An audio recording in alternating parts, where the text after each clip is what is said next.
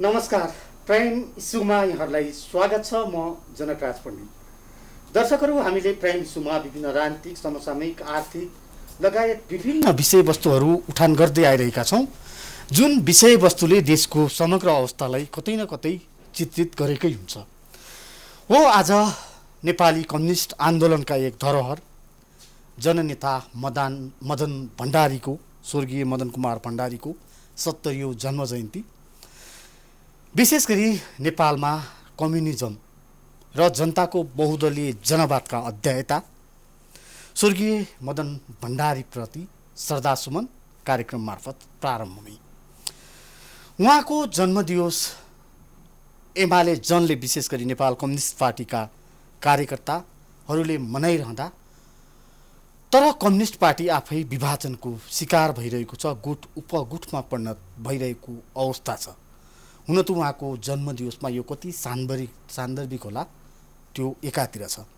तथापि हामीले आज भन्नै पर्ने र राख्नै पर्ने केही विषयवस्तुहरू रहेका छन्, जो स्वर्गीय जननेता मदन भण्डारीप्रति समर्पित पनि हुनेछन्। र यसका लागि आज हामीसँग कुराकानी गर्नका लागि नेकपा एमालेका युवा नेता हुनुहुन्छ। त्यसै गरी मदन भण्डारी फाउन्डेसन जो छ, त्यो फाउन्डेसनमा आबद्ध रहेर लामो समय विभिन्न प्रकाशन लगायतका प्रसारण प्रकाशनको कार्य समेत गर्दै आइरहनु भएको छ। माधव वास्तोला, यहाँलाई स्वागत छ सर। हस्, धन्यवाद। यो मैले प्रारम्भमै भने, आज हामीले जननेता मदन कुमार भण्डारीको 70औं जन्म जयन्ती मनाइरहँदा अहिलेसम्म पनि हामीले उहाँको हत्यारा पत्ता लगाउन नसक्नु, योभन्दा दुःखद र विडम्बना केही होला सर? यताबाट गएको बडो मार्मिक र तपाईँले उठान गर्ने बेलामा पनि र अन्तिम क्वेसन पनि तपाईँको मार्मिक रह्यो। 2050 साल जेठ 3 गते उहाँको हत्या भयो। आजसम्म हामी हत्यारा पत्ता लगाउन सकिरहेको छैनौँ। आयोगहरू बने, आयोगहरूले विभिन्न खालका प्रतिवेदनहरू दिए, तर त्यो पनि सार्वजनिक गर्न सकिरहेको छैनौँ। मदन भण्डारीको विषयको कुराकानी उठिरहँदा पटक पटक हामी सरकारमा पुगेका छौँ, तर पनि हामी पत्ता लगाउन सकिरहेको छैनौँ। यो हाम्रो लागि दुःखद कुरा हो। सँगसँगै यस्तो घटना चाहिँ नेपालमा मात्रै भयो त? विश्वमा धेरै ठाउँहरूमा धेरै नेताहरू जो दार्शनिक रूपमा, वैचारिक रूपमा एउटा हाइटमा आउनु भएको छ, त्यस्ता नेताहरू चाहिँ यसरी नै हत्या हुने क्रम चलेको छ। हामी अत्यन्तै मार्मिक छौँ, दुखित छौँ। हाम्रो पुस्ता पनि दुखित छ। हामीले पत्ता लगाउन सकिरहेका छैनौँ। हामीले सरकारलाई, हाम्रो सरकार भइरहँदाखेरि पनि पटक पटक हामीले भनिरहेका छौँ, यो हाम्रो दुःखद पक्ष हो। त्यसका एभिडेन्सहरू पनि कर्मसँग रूपमा चाहिँ अमर लामा मारिए, अरू चिजहरू पनि बिस्तारै बिस्तारै गायब हुँदै। यो त एउटा भन्न इतिहासको गर्भमै लुकेर बस्छ कि भन्ने त्रास पनि बढेर गयो नि, होइन सर? अहिलेसम्मको घटनाक्रमलाई हेर्दाखेरि तपाईँले भनेको कुरा साँचो छ। हामी कुनै अलौकिक कुरा र त्यस्तो खालको नेतृत्व अथवा त्यो खालको परिस्थिति निर्माण भयो भने आउला, होइन? नत्र भने चाहिँ नेपालमा चाहिँ मदन भण्डारी मारिनुभयो, अरू पनि मारिया छन्, होइन? तर चाहिँ यो गर्भमै अहिलेसम्म रहेको छ। मलाई लाग्छ यसलाई हामीले चाँडोभन्दा चाँडो जनताले चाहेको कुरा, कार्यकर्ताले चाहेको कुरा, कम्युनिस्ट जनमतले चाहेको कुरा, विश्व कम्युनिस्ट आन्दोलनले चाहेको कुरा चाहिँ किन मदन भण्डारीको रहस्यमय दुर्घटना भयो, मृत्यु भयो, कसले गर्यो, किन भयो भन्ने खालको कुरा चाहिँ हाम्रो खोजीको विषय नै छ। योभन्दा अनुकूल अवस्था के होला? विशेष गरी नेपाल कम्युनिस्ट पार्टी एमाले भित्र स्वर्गीय मदन भण्डारीकी धर्मपत्नी राष्ट्रपति हुनुहुन्छ। 6.5 वर्ष उहाँले राष्ट्रपति भन्न कार्यकाल बिताइसक्नु भएको छ, दोस्रो कार्यकालमा। त्यसै गरी त्यो बेला जब मदन भण्डारीको हत्या भयो, एक सदस्यीय कार्यदल गठन गरिएको थियो। त्यसको संयोजक केपी शर्मा ओली हुनुहुन्थ्यो, जो पार्टीको पनि अध्यक्ष हुनुहुन्छ, हालका प्रधानमन्त्री समेत हुनुहुन्छ निरन्तर रूपमा। अहिले पनि यो भनौँ न, जुन हामीले हत्या भनिरहेका छौँ, यो पत्ता लागेन भने कहिले चाहिँ लाग्ला त सर? मैले अघि पनि भने तपाईँलाई यो विडम्बना हो, दुःखद हो। एकल आयोगका अध्यक्ष बने पनि भयो, जे बने पनि भयो, अहिलेको पार्टीको अध्यक्ष हुनुहुन्छ, सम्माननीय प्रधानमन्त्री हुनुहुन्छ। हामीले पढ्दै आएको, बुझ्दै आएको, हेर्दै आएको कुरा के पनि हो भन्दाखेरि जनताको बहुदलीय जनवादलाई मदन भण्डारीले प्रतिपादन गरिरहँदा एउटा सारथी पनि हो।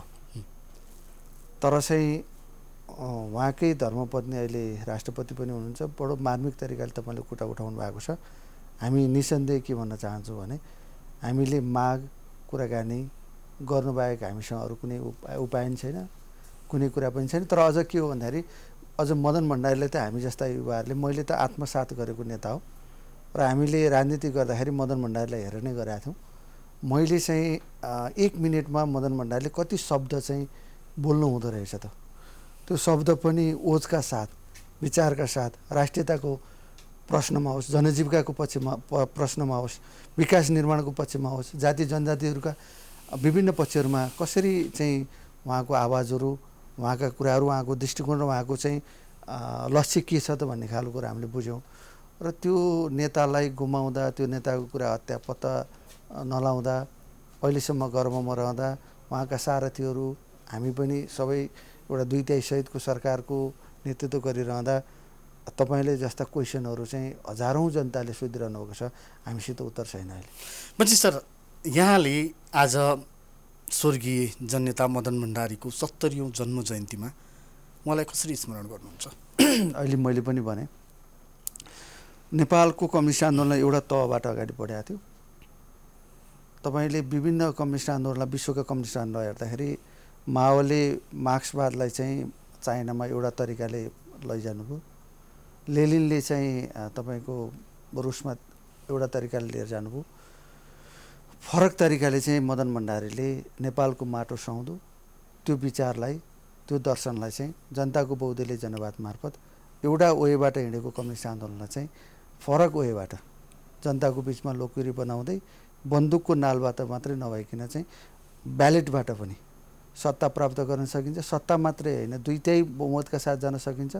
र कम्युनिस्टहरूको सत्ता प्राप्त गरिसकेपछि हामी बिचमा भएका विभिन्न खालका सामाजिक, राजनैतिक, आर्थिक जङ्चरहरू जे चाहिँ छन्, संवैधानिक जङ्चरहरू जे छन्, त्यसलाई चाहिँ निर्मूल गर्दै अन्ततोगत चाहिँ सरकार मात्रै नभइकन कम्युनिस्ट सत्ता प्राप्त गर्न सकिन्छ र समाजवादमा पुग्न सकिन्छ भन्ने खालको कुरा उहाँले आफ्नो जनताको बहुदलीय जनवादमा प्रतिपादन गर्दा प्रष्ट रूपमा भन्नुभएको छ।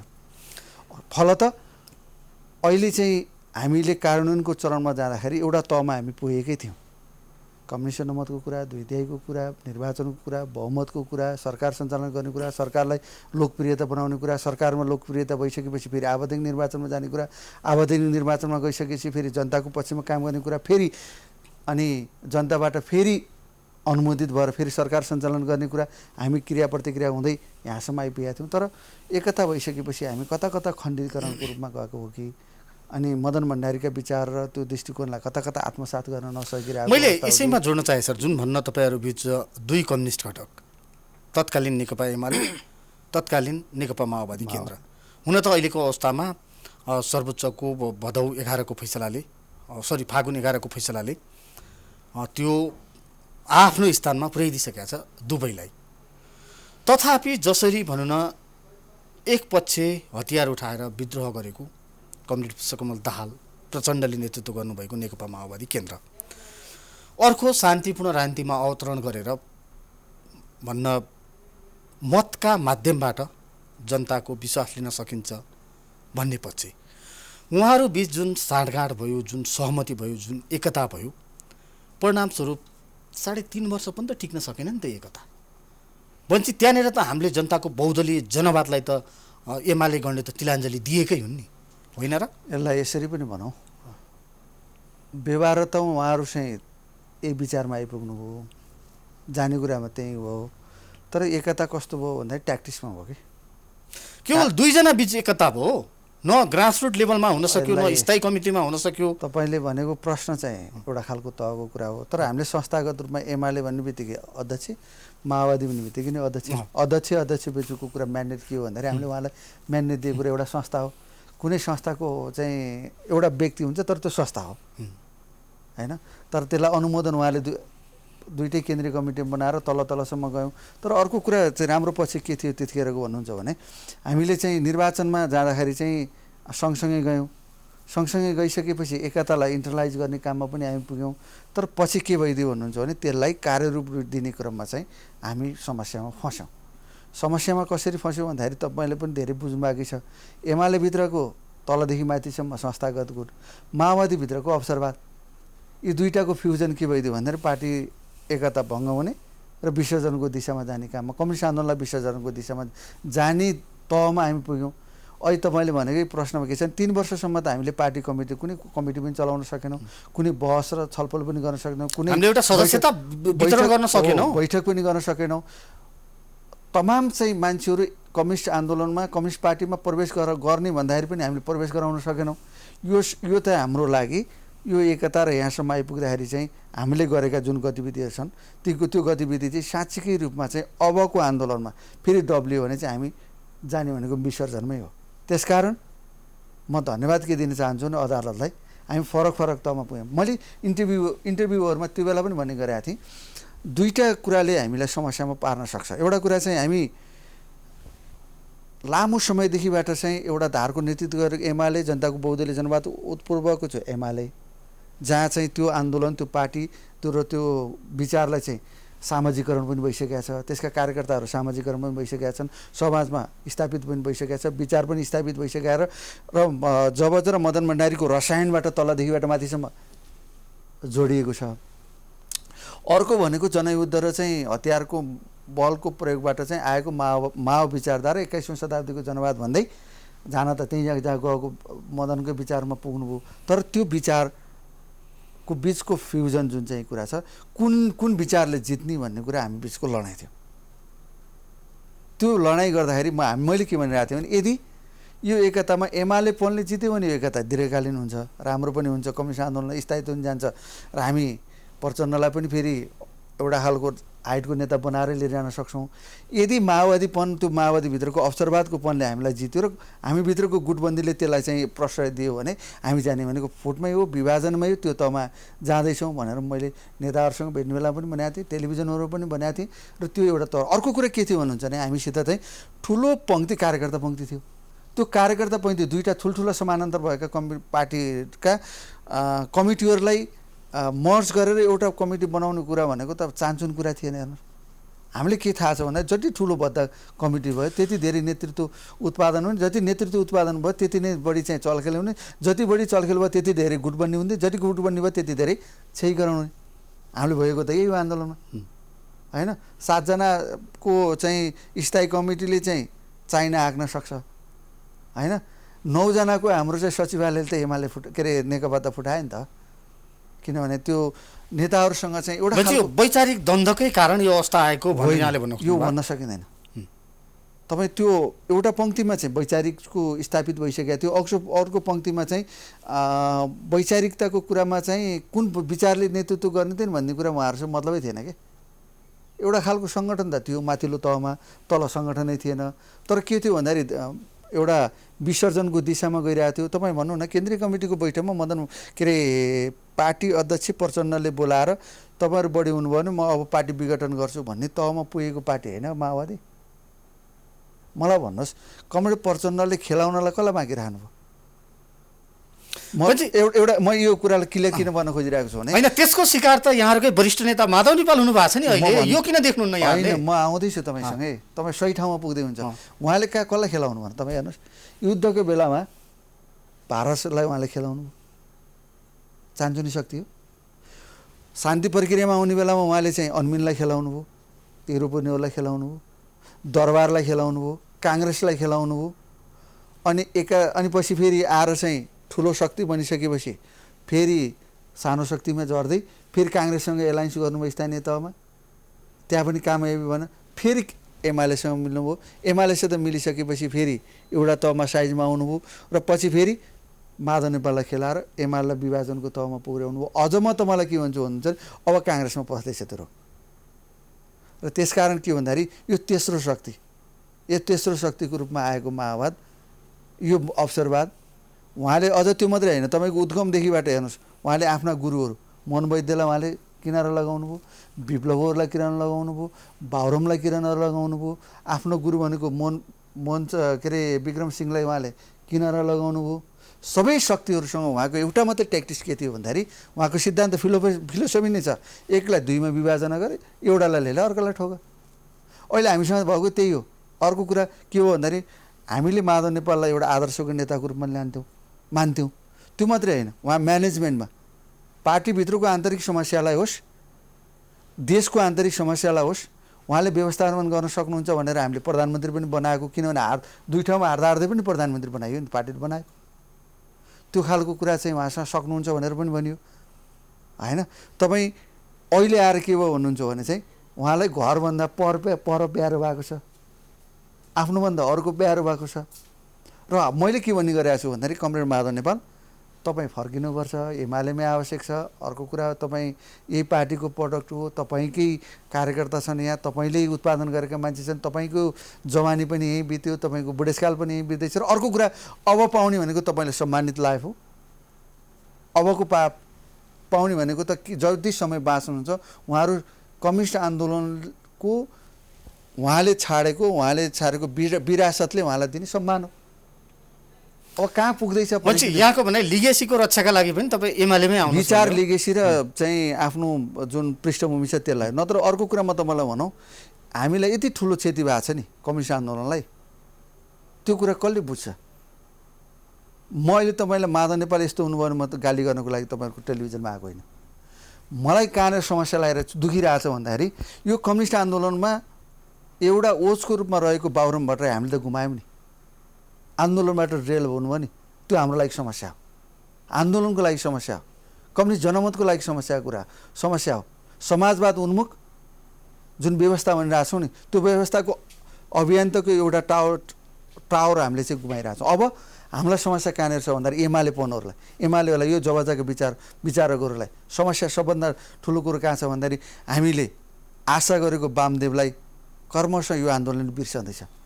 आशा गरेको चाहिँ तपाईँ प्रधानमन्त्री पनि भएको होइन, 12-13 वर्ष चाहिँ अध्यक्ष र महासचिव पनि भएको झलनाथ खनाललाई हामीले कर्मशः बिर्सने तहमा पुग्दैछौँ। अनि सँगसँगै आशा गरेको भावी अध्यक्षको रूपमा हामीले स्वीकार गर्दै केपी ओली पछिको भावी अध्यक्ष त हामीले माधव नेपाललाई त स्वीकार्दै थियौँ नि। त्यो मान्छेलाई पनि अब हामीले आन्दोलनले उहाँकै गतिविधिले कारणले हामी छोड्दैछौँ। हामीलाई भन्नुहोस् कम्युनिस्ट आन्दोलन कुन तहमा छ अहिले?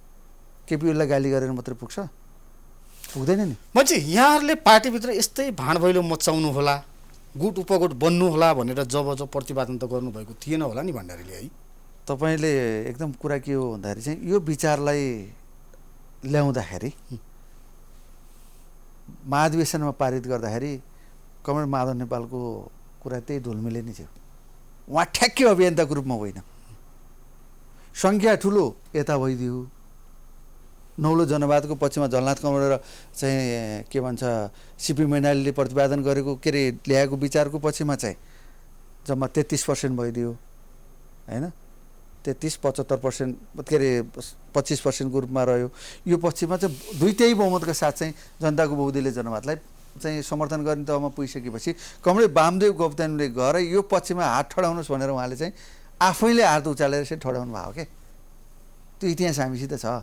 त्यसकारण के भन्नुहुन्छ भने चाहिँ उहाँले नेतृत्व गरिने बेलासम्म एमाले, म यो टेलिभिजनबाट भन्दाखेरि चाहिँ हामीले लिङ्गै नछुटिएको एमाले पनि भन्थ्यौँ नि होइन, त्यो तहमा त पुर्याउनु भयो। अहिले मलाई कहाँनिर चाहिँ दुःखका साथ म तपाईँको टेलिभिजन मार्फत भन्छु भन्दाखेरि विचारले त्यो तहमा पुर्याएको होइन है, विचार त्यो होइन।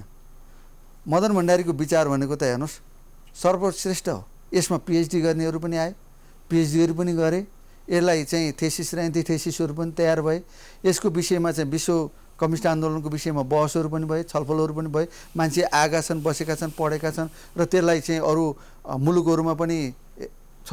अर्को तपाईँले हेर्नु, हामीले मार्क्सको मात्रै फोटो यहाँ टाँसेका छौँ नि, मार्क्स एङ्गल्स लेनिन माओको, तर हाम्रो मदन भण्डारीको फोटो पनि दक्षिण अफ्रिका लगायतका मुलुकहरूमा टाँसिएको छ कि। तर हामीले नेतालाई, हाम्रा विचारक नेताहरूलाई, त्यसपछिका चाहिँ ओज धान्ने नेताहरूले यो विचारलाई त्यो रूपमा लिन नसकेको कारणले गर्दाखेरि अहिले तपाईँले भनेको प्रश्न मैले मात्रै होइन कति समयसम्म मेरा पिँढीले पनि पाउनेन् भन्ने चाहिँ समस्या त्यहाँनिर छ। भन्छे माधव सर, यसै प्रसङ्गमा मैले जोड्न खोजेँ, जनताको बहुदलीय जनवाद जबजका प्रणेता पनि हुनुहुन्थ्यो, उहाँले कृषि क्रान्तिका कुरा, त्यसै गरी वैज्ञानिक शिक्षा प्रणाली लगायत जति पनि कुराहरू अङ्गीकार गर्नुभएको थियो नि, यो बिस्तारै यहाँले भने जसो यो कम्युनिस्ट गणले विशेष गरी नेकपामा पनि एमाले भित्रका नेतृत्व पङ्क्तिदेखि लिएर सबैले भुल्दै गएको देखिन्छ नि त सर। हामी व्यवहार एउटा गर्छौँ, काम अर्कै गर्छौँ। कुरा के रहेछ भन्नुहुन्छ भने यसमा तपाईँले व्यवहार र सिद्धान्त कहिलेकाहीँ नमिलेको कुरा गर्नुभयो। तपाईँले समाज हाम्रो कस्तो छ, हामी पुग्ने कहाँ, अनि वैज्ञानिक समाजवादका प्रसङ्ग पनि त उठाउँछौँ। मैले भन्दैछु के छ भन्नुहुन्छ भने तपाईँले भनेको कुरा सत्य छ। हामी जान खोजिरहेछौँ, समाजवादमा पुग्न खोजिरहेछौँ, वर्गविहीन समाज बनाउन हामीले खोजिरहेका छौँ। अनि अहिले हाम्रोमा आइरहेको चाहिँ समस्या के हो भन्दाखेरि चाहिँ शिक्षा प्रणाली कस्तो हुने, होइन, कृषिलाई कसरी आधुनिकीकरण गर्दै लैजाने, कृषकहरूलाई कसरी अगाडि बढाउने, जाति विभेदलाई कसरी चाहिँ न्यूनीकरण गर्ने, महिलाहरूसँग भएको लैङ्गिक विभेदलाई कसरी जाने, अनि जाति जनजातिहरूसँग भएको अन्तर्द्वन्द्वलाई व्यवस्थापन कसरी अगाडि बढाउने, त्यो चाहिँ त्यसलाई जातिको रूपमा कसरी स्थापित गर्ने भन्ने कुरा चाहिँ मदन भण्डारीले प्रष्ट रूपमा भन्नुभएको छ। आजभन्दा चाहिँ 200 वर्ष पहिला कार्ल मार्क्सले पनि भन्नुभएकै थियो, समाजलाई हामी त्यही दिशामा अगाडि बढाउन खोजिरहेको छौँ र उहाँले भने जस्तो समाज बनाउनको लागि केही समय लाग्छ नै। तर व्यवहार त हामी किन त्यहाँ पुगिरहेको छैनौँ भन्ने कुरा चाहिँ महत्त्वपूर्ण प्रश्न चाहिँ तपाईँले उठाएको कुरा यहाँनिर भन्ने लाग्छ। र अहिले मेरो शीर्ष नेताहरूसँग भनाएको कुरा पनि हाम्रो प्रश्न, कार्यकर्ताको प्रश्न पनि त्यहाँनिर हो। तपाईँ भन्नुहुन्छ पार्टी एकताको कुरा गर्नुहुन्छ, चाहिँ समाजको विकासको कुरा, सुखी नेपाली समृद्ध नेपालको चाहिँ नारा गर्ने कुरा, राष्ट्रियताको प्रश्नको गर्ने कुरा, पार्टीलाई एकताबद्ध बनाउने कुरा, फेरि ठुलो पार्टी बनाउने कुरा, वर्गीय दुश्मनहरूसँग चाहिँ मुठभेड गर्ने कुरा, होइन, यसलाई जुन कुरा गर्नुहुन्छ। तर तपाईँ व्यवहारमा किन गर्नु हुँदैन भन्ने कुरा प्रश्न हाम्रो शीर्ष नेताहरूसँग कुरा यही नै हो। अहिले तपाईँले जुन उठाउनु भएको छ, किन हामीले मादक मौसम भनेको कुरा त्यही नै हो। आजभन्दा धेरै वर्ष पहिला, होइन, कीर्तिनिधि विष्टले चाहिँ होइन, तत्कालीन महासचिवले चाहिँ हाम्रो आन्दोलनलाई लगेर चाहिँ दरबारमा बुझाउनु भयो नि, होइन, हामी त्यस बेला गद्दार पनि घोषणा गऱ्यौँ। तर अहिले आएर चाहिँ कमरेड माधव नेपालले चाहिँ एमाले त्यो कम्युनिस्ट आन्दोलनलाई लगेर चाहिँ शेरबहादुरको पाउमा लगेर बुझाउँदै हुनुहुन्छ नि। समय फरक छ, प्रविधि पात्र एउटै छ हो। यसकारण चाहिँ हामीले भनेको र गरेको र हाम्रो नेताहरूले भनेको गरेको व्यवहार चाहिँ फरक छ। त्यसकारण पनि एमालेको कार्यकर्ता यस्तो कार्यकर्ताहरू छ, यो पार्टीलाई एकताबद्ध गर्नको लागि, यो देशलाई समृद्धिमा लानको लागि, राष्ट्रियता र जनताको जनजीविकाको विषयमा वकालत गर्नको निमित्त बरु आफू रक्षामा बस्नको लागि तयार छ। आफ्ना नेतृत्वलाई शिरमा राखेर नसचिएकालाई सच्याएर फेरि पनि आन्दोलनलाई पुनर्गठित गर्दै जानपर्ने बाध्यात्मक स्थिति हामीसित रहेको हुँदा तपाईँको प्रश्न आगामी दिनहरूमा हामीले नउठ्ने गरी यो आन्दोलनलाई व्यवस्थित रूपमा अगाडि लाने दायित्व हामी जस्ता युवा वर्गको छ। भनेपछि माधव सर, यहाँले यसो भनिरहँदा अहिले पनि हाम्रा तथ्याङ्कहरू हेर्ने हो भने तपाईँ हामी जस्तै युवा पिँढी खाडीमा पसिना चुहाउनु पर्ने अवस्था छ। हामी एकातिर गर्छौँ कम्युनिजम आयो भने भोलि तपाईँहरूले गरे भाषण हुन् ती हाम्रा भाषण होइनन्, हाम्रो शासन आयो भने हामी यो युवालाई यो दिन्छौँ, स्वरोजगार भत्ता दिन्छौँ, यो गर्छौँ ऊ गर्छौँ भने त्यो भने यही हो त। अहिले हामीले सरकार ल्याएको सत्ता होइन, हामीले बुझ्नुपर्ने कुरा के थियो भने अहिले कम्युनिस्ट पार्टीको सरकार छ, सत्ता छैन। सत्ता हुनको लागि कानुनको कुरा, अरू कुरा, विषय कुराहरू छन् र हामी जब सत्ता प्राप्तिको कुराकानी गर्छौँ तब हामी समाजवादको कुरामा हामी जान्छौँ। जब हामी चाहिँ सत्ता प्राप्ति गरेपछि जब समाजवादमा पुग्छौँ तपाईँले भनेको कुरामा हामी जान्छौँ। तर हामी दिशा त्यता छ कि छैन, पुग्ने त सगरमाथामा हो, आरम्भ कहाँबाट गरेका छौँ भन्ने कुरा नै हो। अहिले हामी आरम्भको दिशामै छौँ, होइन, हामी बेस क्याम्पमै होला, माथि पुग्नुपर्ने स्थिति बन्ला। तर के छ भन्नुहुन्छ भने हाम्रो सरकार बनिसकेपछि कार्यक्रमहरू, सरकारले ल्याउने कार्यक्रमहरू त्यो रूपमा अगाडि बढेको छ कि छैन, होइन, शिक्षाको सेक्टरमा कसरी अगाडि बढिरहेको छ। अनि हामी लोक कल्याणकारी राज्यको जुन कुराकानी गरिरहेछौँ, लोक कल्याणकारी राज्य भनेको के भने अशक्तहरूलाई अनि वृद्धहरूलाई, अपाङ्गहरूलाई चाहिँ सहायता, राज्यले चाहिँ सहायता गर्ने कुरा होला, अनि बिरामी भएका मान्छेहरूलाई चाहिँ उपचार गर्ने कुराकानी होला। अनि शिक्षा प्रणालीलाई सुधार गर्दै वैज्ञानिक शिक्षा प्रणालीमा लाने र अनुकूल बनाउँदै लिएर जाने कुरा होला। उत्पादनशील बनाउने कुरा, टेक्नोलोजीको कुरामा जाने कुरा होला, त्यो कुरामा जाने कुरा हामी छौँ कि छैनौँ। र हामीसँग बढ्दै गरेको चाहिँ निम्न पुँजीवादी चिन्तन र भ्रष्टाचारको कुरालाई नियन्त्रण गर्ने कुरा हामी अगाडि बढाएको छौँ कि छैनौँ होला। हाम्रै नेताहरूले गरिरहँदाखेरि खबरदारी हामीले गर्न सकेका छौँ कि छैनौँ होला। त्यो चेतना द्वन्द्वात्मक चेतना भएको कार्यकर्ता हामीले उत्पादन गर्न सकेका छौँ कि छैनौँ होला, होइन। माओले भन्नुहुन्थ्यो, के अरे तपाईँको लेनिन भन्नुहुन्थ्यो, मदन भण्डारीले के भन्नुहुन्थ्यो भने आन्दोलनको क्रममा अवसरवाद तलदेखि माथिसँग झाँगिन्छ है। त्यो झाँगिँदाखेरि चाहिँ नेतृत्व यति निर्मम हुनुपर्ने हुनसक्छ, त्यो कुरा चाहिँ टौटक्याउन पनि हुनसक्छ, काट्न पनि परिस्थिति हुनसक्छ, फाल्न पनि परिस्थिति पनि हुनसक्छ। तर आन्दोलनलाई चाहिँ तार्किक निष्ठासम्म लानुपर्छ। त्यो आफ्नै किन नहोस्, कार्यकर्ताको रूपमा पनि किन नहोस्, आफूलाई सहयोगी गर्ने पात्र सायद उहाँले, मैले यहीँनिर जोडेँ माधव सर, त्यही भएर एमाले नेता बन्न वरिष्ठ नेता माधव नेपालले कमरेड मदन भण्डारीको त्यही उक्तिलाई आत्मसात गरेर शेरबहादुर देउवासँग मरे पनि साथ छोड्दिन भन्नुभयो हो त उसो भए? यो दुःखका साथ मैले तपाईँलाई भनिदिएर यो आन्दोलनले समीक्षा गर्छ यस विषयमा। मेरो आदर, तर उहाँले त स्पष्ट भनिरहनु भएको छ त। हो, अझ नि राम्रो के भन्नुभएको छ भन्नुहुन्छ भने मलाई प्रधानमन्त्रीको अफर आइसक्यो, होइन, म शेरबहादुरको साथ छोड्दिनँ। मलाई पार्टी अध्यक्षको पनि अफर आइसक्यो, म शेरबहादुरको साथ छोड्दिनँ। एमालेको नेतृत्व गर्ने पनि अफर आइसक्यो, तर म शेरबहादुर छोड्दिनँ। जनताको बहुदलीय जनवादको नेतृत्व गर्ने पनि अफर आइसक्यो, तर म शेरबहादुरको साथ छोड्दिनँ। अब मलाई भन्नुहोस्, उहाँको विषयमा बहस गरिरहनुपर्छ भन्ने लाग्दैन। तर मलाई के विश्वास छ भन्दाखेरि कमरेड माधव नेपाल अहिले नभए भने भोलि, भोलि नभए भने पर्सि, समय क्रममा के हुन्छ भन्नुहुन्छ भने कमरेडलाई प्रचण्ड र चाहिँ शेरबहादुर देउवाले एउटा यस्तो जङ्चरमा पारिरहनु भएको छ, एउटा पङ्क्तिलाई यस्तो जङ्चरमा परिरहेको छ, मरे पनि म हेर्दिनँ भन्ने छ कि, म मरे पनि फर्किन्न भन्ने छ क्या। एउटा बालहट हुन त 70 वर्षको हुनुभएको छ उहाँ। कहिलेकाहीँ के हुन्छ साइकोलोजी कुरामा भन्नुहुन्छ भने तपाईँ बच्चा जस्तै हुन्छ कि कहिलेकाहीँ। होइन माधव सर, यही बेला मैले भन्नुको चाहिँ हामीले माधव नेपाललाई भनौँ न आरोप लगाइरहँदा, गाली गरिरहँदा प्रधानमन्त्री केपी शर्मा ओलीलाई नै के बिग्रिन्थ्यो? उहाँ त यति लामो समय पार्टीको भन्न अध्यक्ष हुनुभएको थियो। ल माधवजी तपाईँ प्रधानमन्त्री खानुहोस्, म पार्टी चलाउँछु, या तपाईँ पार्टी चलाउनुहोस्, म प्रधानमन्त्री खान्छु भनेर उहाँले चौडा छाती बनाउन सक्नुहुन्न थियो? तपाईँले भनेको व्यवहारिक प्रश्न भयो, होइन, के अरे अहिले के भन्छ इमोसनल प्रश्न हो, यो व्यवहारिक प्रश्न होइन यो, होइन।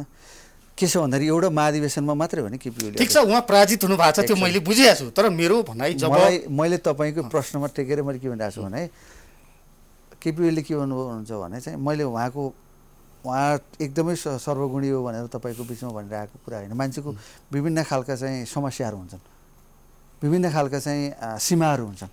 केपी ओलीका पनि सीमा छन्, माधव नेपालका पनि सीमा छन्, झलनाथका पनि सीमा छन्।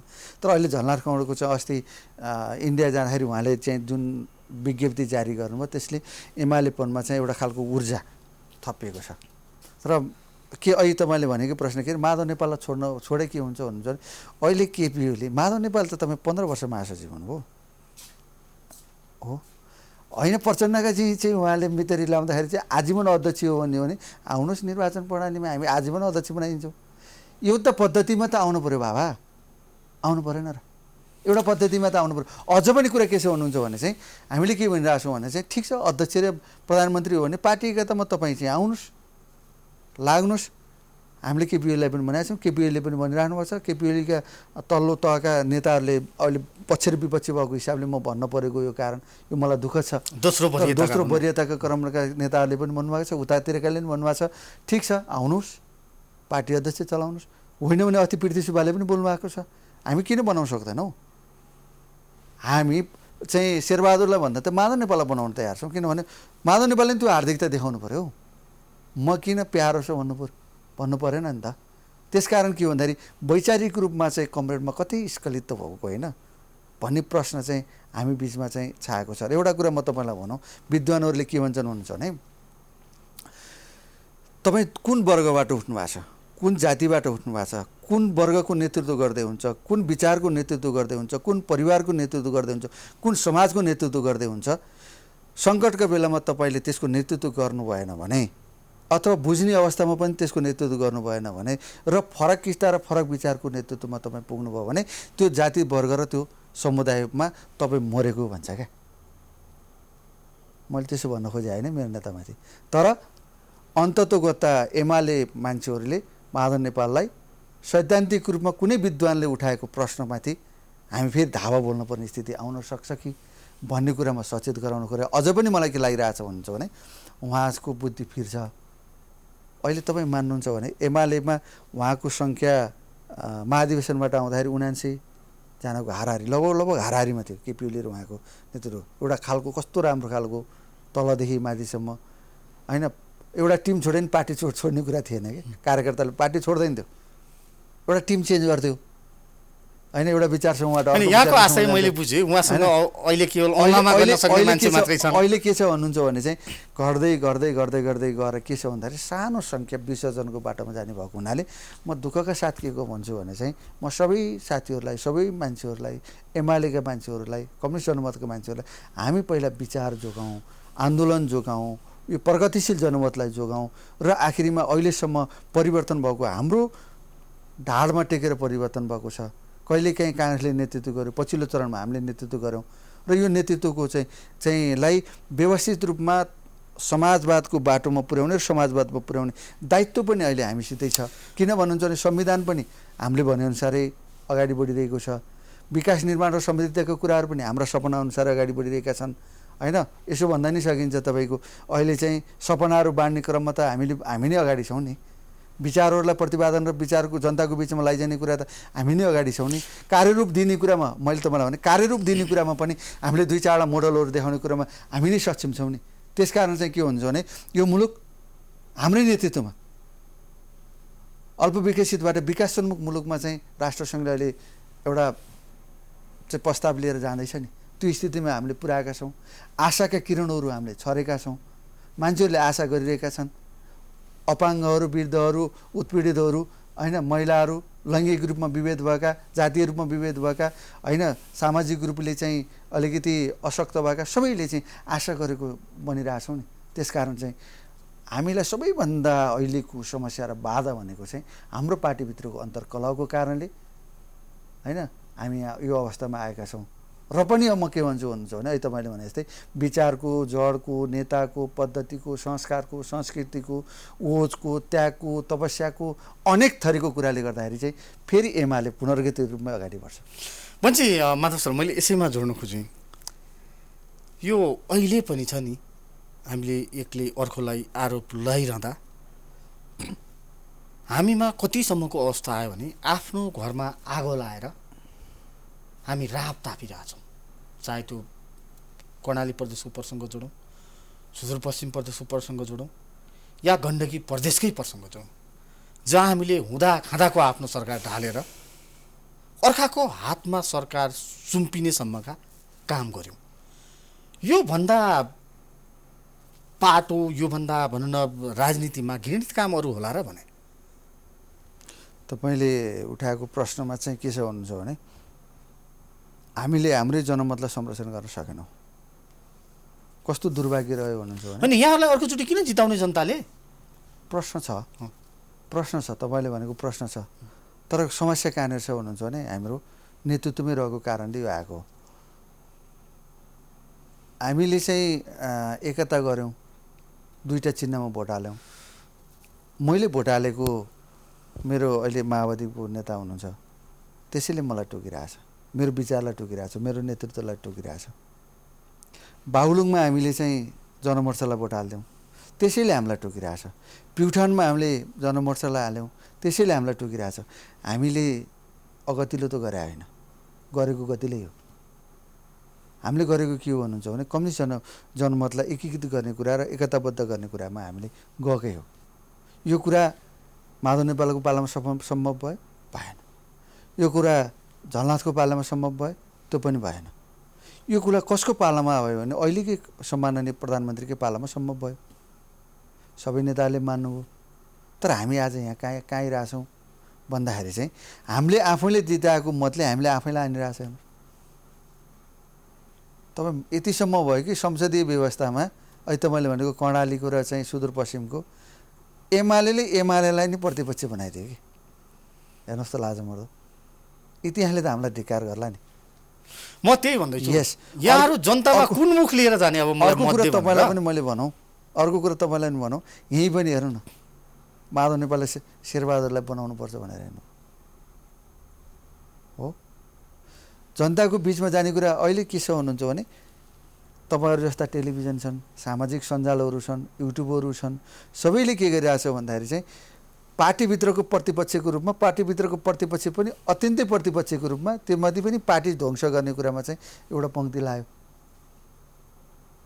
तर जनताले चाहेको प्रतिनिधि पनि कहिलेकाहीँ चाहिँ जनताप्रति उत्तरदायित्व हुँदैन भन्ने कुरा मदन भण्डारीले भन्दै हुन्थ्यो। त्यो कुरा त आज त कानुन भयो।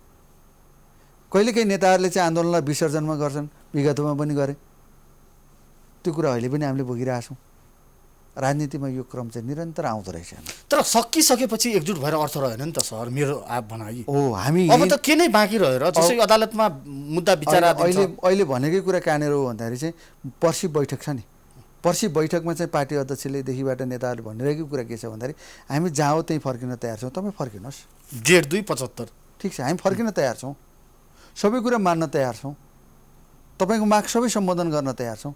तर पार्टीको नीति विचार र पद्धति र बहुदलीय प्रतिस्पर्धाको संसदीय चाहिँ व्यवस्थाको चाहिँ ध्वजी त उडाउन पाइँदैन नि भन्ने कुरामा चाहिँ। तर त्यसका लागि त प्रधानमन्त्रीले शर्त राख्नु भएको छ नि त उहाँहरूलाई कि तपाईँहरूले विपक्षी गठबन्धनका। यो कस्तो कुराहरू हुन्छ, मेरो घरमा आइज त, मेरो परिवारको सदस्य होस्, एउटा बाउले तँलाई नागरिकता दिइरहेको छु, त ससुराली नहोस्, त अर्को माइती गर्न नजा, अर्को वर्ग दोषणमा नजा भन्न पाउँदैन। त घरभित्र आउने हो, त मेरै चेलो होस्, मेरै मान्छे होस्, मेरै परिवार होस्, यही विचार हो, यहीँ खाने हो, एकै ठाउँ खाने हो, त बाहिर खाने होइन, वर्ग दोषणमा खाने होइन भन्न पाउँदैन। हामीले यी सबै कुरा गरिरहँदा प्रधानमन्त्री केपी शर्मा ओलीले पछिल्लो समय गर्नुभएका एक निर्णय अदालतले हेरी उल्टाइरहेछ। चाहे नागरिकता विधेयक, 20 जना मन्त्री नियुक्ति, यी जति पनि कुराहरू आइरहेछन् नि, यो हेर्दा त प्रधानमन्त्रीले सिधै भन्न संविधानमाथि असंवैधानिक काम गर्नुभयो स्पष्ट। तपाईँलाई अझ पनि यसको भन्दा जब संविधान जारी हुँदै थियो त्यो बेला चाहिँ हामीले प्रश्न उठाएको कुरा के थियो भन्नुहुन्छ भने चाहिँ संविधानको कार्यान्वयनको पक्षमा पुग्दाखेरि विभिन्न बाधा अर्चनहरू आउँछन्। त्यो बाधा अर्चनहरू हाम्रो जस्तो मुलुकमा अझ बढी आउँछन्, किनभने हामीले चाहिँ निर्वाचन प्रणाली पनि यस्तो प्रणाली बनाइरहेका छौँ नि कसैको बहुमत नआउने परिस्थितिमा हामीले पुर्याएका छौँ। यसलाई चाहिँ सबैको कन्सिक्वेन्सी मिलाएर चाहिँ जानुपर्ने बाध्यात्मक परिस्थिति हामीसित। त्यसकारण संवैधानिक अदालत चाहिन्छ भनेर भनेको थियौँ हामीले। हो, त्यो बेला चाहिँ यिनै संविधानविदहरू हुन्, यिनै न्यायाधीशहरू हुन्। त्यतिखेर चाहिँ विभिन्न पार्टीका खोलहरू बोकेका अहिलेका शीर्ष नेताहरूलाई, जो शीर्ष नेताहरूलाई उहाँहरूलाई गएर के भन्नुभयो भन्दाखेरि चाहिँ यो चाहिँ डबल अदालतको चाहिँ अभ्यास हुन्छ, यसले न्यायालयलाई चाहिँ कमजोर बनाउँछ भन्ने पक्षमा त्यो पुगेको कारण, त्यो पुगिसकेपछि अहिले हामीलाई संविधान कार्यान्वयन गर्ने दिशामा यही समस्या आएको छ। नागरिकता विदेशको विषयमा तपाईँले पनि राम्रोसँग हेर्नुभयो होला, मैले पनि हेरिरहेको छु। जुन टेबल गरिरहेछ कानुन रूपमा बनाउनको लागि त्यही अध्यादेशमा आएको छ, कुनै फरक छैन। तर के गरिदियो, अदालतले त्यसलाई गरिदियो। कार्यकारी रूपमा चाहिँ प्रधानमन्त्रीले चाहिँ मन्त्रीमण्डल विस्तार गरेको अहिलेको अवस्थामा चाहिँ कोभिडदेखिबाट यो महामारीको अवस्थामा चाहिँ आफ्ना विङ्सहरूलाई व्यवस्थित गरेर लिएर जान्छु भन्ने कुरामा चाहिँ प्रधानमन्त्रीले गर्नु चाहिँ नराम्रो कुरा होइन, राम्रै कुरा हो। तर के गरिरहेछ भने अदालतले त्यसलाई समस्या सिर्जना गरिरहेछ। गुठी विधेयकको विषयमा चाहिँ राम्रो विधेयक थियो, राम्रो कुरा थियो, हदबन्दी भन्दा चाहिँ बाहिरका कुराहरूलाई चाहिँ लाने कुरा थियो। यो कुरालाई समस्यालाई समाधान गऱ्यौँ भने पनि जसको जोत उसको पोत भन्ने कुरा हाम्रो नारा थियो, त्यसलाई कार्यान्वयन गरौँ दिशामा पाउँथ्यौँ। जो नागरिकता पाएको छैन त्यसलाई नागरिकता पाउँछौँ, आमा छ आमाको कोखबाट जन्मेको छ त्यसलाई नागरिकता दिने कुरामा गर्थ्यौँ, त्यहाँ पुग्थ्यौँ होइन। यो सबै कुरामा के छ भन्दाखेरि डबल सरकार अहिले चाहिँ नेपालमा चाहिँ कार्यान्वयन भइरहेछ। एउटा अदालतले चाहिँ सरकार सञ्चालन गरिरहेछ, अर्को चाहिँ व्यवस्थापिका र कार्यपालिकाको नेतृत्व जसले गरिरहेको छ केपीले गर्नुभएको छ, उहाँले चलाउनु भएको छ। यो पनि तपाईँलाई मैले भनौँ कि यो लामो समय जाँदैन, यसलाई चाहिँ हामीले इतिहासमा छोड्नुपर्ने कन्डिसनमा नै आएको छ। र यो चाहिँ अदालतले जे गरिरहेको छ, सम्मानित अदालतप्रति मैले चाहिँ अपमान गर्न खोजिरहेको होइन, तर उहाँले आफूलाई पुनर्व्याख्या पुनरावलोकन गर्नुपर्ने परिस्थिति चाहिँ नेपालमा सिर्जना भएको छ भन्ने कुरा राख्न चाहन्छु। भनेपछि हामी अन्त्यतिर पनि आइसकेका छौँ। आज हामी विशेष गरी यो अन्य राजनीतिक गतिविधि भन्दा पनि यहाँहरूले आज प्रधानमन्त्री कार्यालयमै एउटा कार्यक्रम पनि आयोजना गर्नुभयो, मार्गदर्शन भन्ने एउटा जुन स्वर्गीय नेता मदन भण्डारीले अपनाउनुभएका उहाँले बोल्नुभएका लगायत उहाँका केही दस्तावेजहरू समेटेर यहाँले एउटा पुस्तक पनि प्रकाशन गर्नुभएको छ। यहाँले यो पुस्तकका बारेमा अलिकति बताइदिनु, यो के हो खास? यो हामीले मार्गदर्शन भन्ने यो पुस्तक जुन चाहिँ छ, यो पुस्तक चाहिँ 475 पेजको छ। यो पुस्तकमा चाहिँ स्वर्गीय मदन भण्डारीले प्रतिपादन गरेको जनताको बहुदलीय जनवादको मर्मलाई लिएर विभिन्न आयामहरूबाट चाहिँ यसमा लेख रचनाहरू हामीले सङ्कलन गरेका छौँ। मदन भण्डारीदेखिबाट लिएर विभिन्न चाहिँ राइटरहरूले यसमा चाहिँ लेख्नु भएको छ, आफ्नो आफ्नो धारणा लेख्नु भएको छ। यो जबजसँगको सिद्धान्तमा पिएचडी गरेका केही स्कुलरहरूको चाहिँ हामीले थटलाई पनि यसमा राखिरहेका छौँ, विचारलाई पनि हामीले समेटिरहेका छौँ। विभिन्न चाहिँ पत्रकारदेखिबाट विभिन्न सामाजिक सङ्घ संस्थानमा शैक्षिक क्षेत्रमा होस्, महिलाको क्षेत्रमा होस्, उत्पीडित सेक्टरमा होस्, जनजातिको क्षेत्रमा होस्, श्रमिक क्षेत्रमा होस्, यी क्षेत्रहरूमा चाहिँ जसले नेतृत्व गर्नुभएको छ त्यसलाई मदन भण्डारी त्यो विचारसँग जोडिएका कुराहरूलाई पनि हामीले यो पुस्तकमा चाहिँ हामीले समावेश गरेका छौँ। यो एकदमै पठनीय खालको कुरा छ। र अहिलेको चरणमा चाहिँ हामी कुन चरणमा छौँ त नि? होइन, एउटा क्रान्ति त हामीले सम्पन्न गरिसकेका छौँ। यो क्रान्ति गरिसकेपछि हामी कुन चरणमा प्रवेश गर्दैछौँ भन्ने खालको कुरा चाहिँ हामीले यसमा छौँ। युवा समाजवाद र अब अर्को कार्यदिशाको विषयमा म आफैले पनि लेखिरहेको छु। काशी जिल्लाको गतिविधि हामीले के गरिरहेछौँ, मदन भण्डारी फाउन्डेसनले के गरिरहेछ भन्दा हाम्रो हिरागिरी लगायतका नेताहरूले पनि त्यो लेख्नु भएको छ। कर्मचारी आन्दोलनको विषय र ट्रेड युनियनको कुरा तेजनारायण अधिकारी लगायतका नेताहरूले लेख्नु भएको छ। महिला आन्दोलन श्रमिकको कुरामा चाहिँ डाक्टर बिन्दा पाण्डेहरूले लेख्नु भएको छ। मदन भण्डारीको केपी ओली, तपाईँको चाहिँ ईश्वर पोखरेल, होइन, लगायत विभिन्न चाहिँ नेतृत्वहरूले चाहिँ यो कुरालाई लेखेर हामीले एउटा सङ्ग्रह पनि बनाएर हामीले लिएर आएका छौँ। र यो अत्यन्तै नेपालमा जनताको मार्गदर्शन हो, मार्गदर्शनको रूपमा हामीले यसलाई लिएका छौँ। र यो लगभग हामीले 3000 पृष्ठ चाहिँ निकालेका थियौँ। अब यो चाँडै नै हाम्रो कार्यकर्ताको बिचमा यो जानेछ र यसले चाहिँ नेपालमा चाहिँ अलिकति पठन संस्कृतिको विकास गर्छ कि भन्ने कुरामा हामीले चाहिँ लिएका छौँ। र यसलाई मैले पनि तपाईँ बिचमा अहिले यो अवसर पनि मिल्यो मलाई चाहिँ यो मार्गदर्शन बुक तयार गर्ने, पुस्तक तयार गर्ने क्रममा धेरै मान्छेहरूले सहयोग गर्नुभएको छ। धेरैले आर्थिक सहयोग पनि गर्नुभएको छ, धेरैले चाहिँ लेख रचनाको पनि सहयोग गर्नुभएको छ, कतिले चाहिँ यसलाई मिडियामा ल्याउने प्रसारण गर्ने कुरामा पनि लेख्नु भएको छ। यसलाई बुक तयार गर्नको लागि फाउन्डेसनमा रहेका धेरै साथीहरूले त्यसलाई अलिकति पनि गर्नुभएको छ। ती सबै होइन मान्छेहरूलाई चाहिँ उहाँहरू सबैलाई म हार्दिक आभार, हार्दिक धन्यवाद भन्न चाहन्छु। र तपाईँहरूलाई पनि यो जुन अलिकति भए पनि यसको विषयमा जुन पहस र छलफल गराउने प्रयत्न तपाईँहरूले दिनुभएको छ, यो विषयलाई पनि तपाईँहरूलाई म हार्दिक धन्यवाद दिन चाहन्छु। माधव सर, जाँदै यो कम्युनिस्टहरूलाई के रोग लाग्यो पछिल्लो समय? जेठ 3 आयो भने दुर्घटनाको भन्न हत्याकाण्डको दिन भएर सम्झिने, आज जन्म जयन्तीमा सम्झिने, यति सम्झेर साँच्चै उहाँहरूमाथि हार्दिक श्रद्धाञ्जली र उहाँहरूमाथि न्याय होला भने? यो त्यति नै गरेको भएदेखि यो पुस्तकै आउँथेन होला, होइन? हामीले उहाँको विचारलाई इन्टरनालाइज गरेका छौँ हामीले। तर व्यावहारिकतामा त देखिँदैन त। व्यावहारिकतामा कुरा कस्तो रहेछ भन्नुहुन्छ भने तपाईँले भनेको सातो प्रश्न के हो भन्दाखेरि हामी कहिलेकाहीँ महात्मा गान्धी बन्न सकेनौँ। महात्मा गान्धीलाई चाहिँ त्यो रक्सी नखानेको लागि, एउटा चुरोट नखानेको लागि आमालाई लिएर जाँदाखेरि चाहिँ पहिला आफूले छोडेर चाहिँ आर्थिक उपदेश दिए जस्तै हाम्रो नेता हामी बन्न सकिरहेका छैनौँ।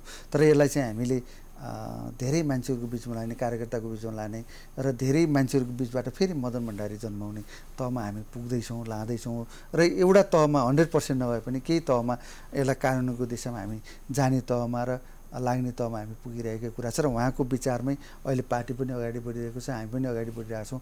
नेतृत्व र नेता नेपालको कम्युनिस्ट आन्दोलन अन्ततः जबजमै केन्द्रित भएर अघि बढ्छ होइन त? निष्कर्ष आजको त्यही नै, नेपालको कम्युनिस्ट आन्दोलन जबजमै केन्द्रित भएर अगाडि बढ्छ। जबदाकै मार्गदर्शनमा चाहिँ अब समाजवादको बाटोमा हामी पुग्छौँ। त्यही बाटोमा फेरि हामी निर्वाचनमा जान्छौँ र सकेसम्म फेरि त्यही बाटो अँगालेर नेकपा एक पनि हुन्छ। एक पनि हुन्छ, नेकपा मात्रै नेकपा एकदम एमाले भन्ने कुरा मात्रै नेकपा एक पनि हुन्छ। र हामी सकेसम्म चाहिँ माओवादीसम्म अरूसम्म सबैलाई नेपालका सबै कम्युनिस्टहरूलाई एकताबद्ध बनाएर लाने। र यसको अझै पनि अहिले तपाईँले भनेको प्रश्नमा के छ भन्नुहुन्छ भने जनमोर्चादेखि सबैको अगुवा चाहिँ छाता सङ्गठनहरूको एमाले नै हो। फेरि आगामी निर्वाचन अरू कुरामा उहाँहरूलाई फेरि छाता दिँदै सबैलाई गोलबन्द गर्दै अगाडि जाने कुरामा फेरि ठुलो छाती बनाउने कुरामा चाहिँ विगतका कुराहरू अहिले गर्दै गरेका सबै वैमनस्यतालाई छाती राख्दै छोड्दै फेरि आन्दोलनलाई पुनर्गठन गर्ने कुरामा यही विचारमा पुनर्गठन गर्ने कुरामा अगाडि। हस् माधव सर, यहाँको अमूल्य समय र विचारका लागि यहाँलाई धेरै धेरै धन्यवाद। धन्यवाद सरलाई अनि यो प्राइम टेलिभिजनलाई मेरो र मेरो संस्था र पार्टीको विषयमा केही कुरा राख्ने अवसर दिनुभएकोमा यहाँहरूलाई धन्यवाद। दर्शकहरू आउनुहुन्थ्यो नेकपा एमालेका युवा नेता माधव वास्तोला। उहाँसँगको कुराकानी अहिले यति नै। हामी नियमित रूपमा यहाँहरूमाझ विभिन्न विषयवस्तुसहित उपस्थित हुनेछौँ। अहिलेलाई भने मसहित सम्पूर्णलाई बिदा दिनुहोस्। नमस्कार।